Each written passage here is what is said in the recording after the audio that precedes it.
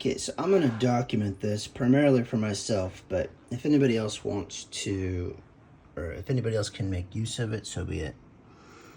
But I've got the retaining bolts out. These are the plastic air.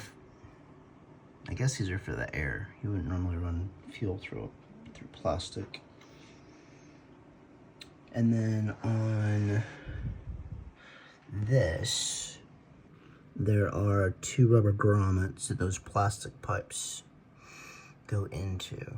So replacing those is going to be interesting. But let's look at some of the linkages here. I saw one guy trying to rebuild this, and he accomplished it, but he had some trouble fiddling with the components.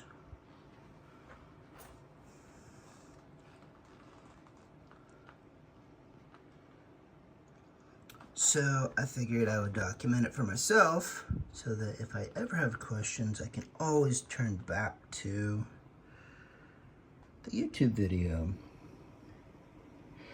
So we got a plunger, a spring, a nut, and that nut is connected to a carriage. Is it? No, the nut goes right there. Nut stops there. So I'm guessing that a lot of these linkages are very much the same. You got a spring, there's the plunger, got a nut, and then that has linkage attached to it. Comes over to there. And that has linkage attached to it. And that goes back here. And it's dark. Can I turn up the brightness? Not easily.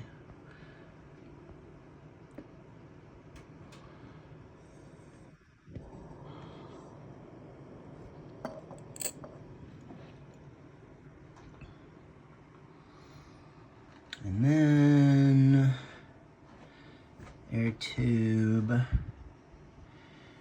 connects carbs 1, 2, 3, and 4, all on the top side. And then here we got linkages. Got a nut, got a linkage to the choke. I'm guessing that's a choke. And then I'm going to turn it over and we'll look at the bottom side just for clarity. That was not easy to turn over as all these parts want to come apart. So we have the idle set screw.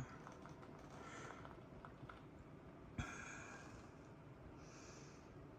the bracket attached with those 2 screws there.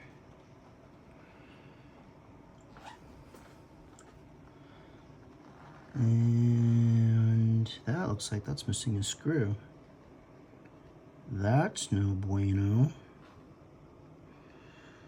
And this is why I tore into the carbs. That's not good. I'm missing a set screw. Oh, something to point out. This pin for the float needle. Is it that one? One of them, it's right here actually. You have to pull zoom in just a little bit, pull this back or forward, I forget which. Yeah. You move that in order to pull the pin, but you can't pull it out because there's a carburetor in the way. But you can at least get the needle out. Okay. There's bottom side linkage. Got the, you got the fuel inlet.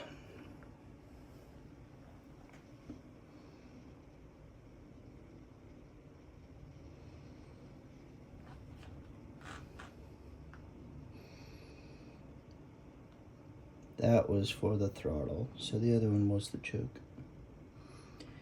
I need to find a screw. I have a screw loose.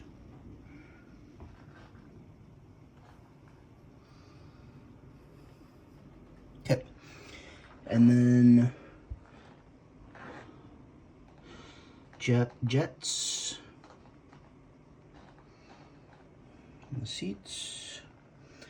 Evidently jets 1 and 4, I could be wrong on that, but jets 1 and 4 are different than 2 and 3, so do not mix up your jets. And one thing that I found handy to get those screws loose, because you can't get a socket on them, is you put a pair of channel locks, vice grip on it, and then you use a crescent wrench to turn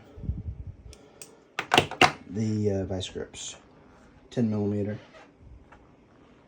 And actually one thing that really helped too,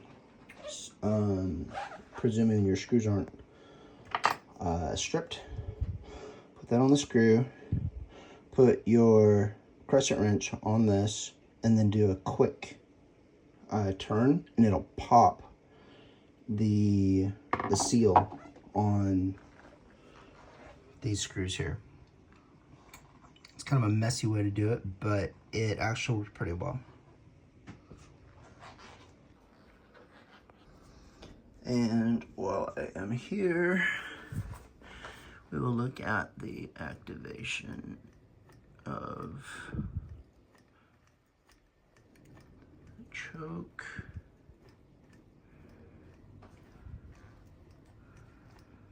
We got linkages moving down there. We got linkages moving over here. And linkages moving over here.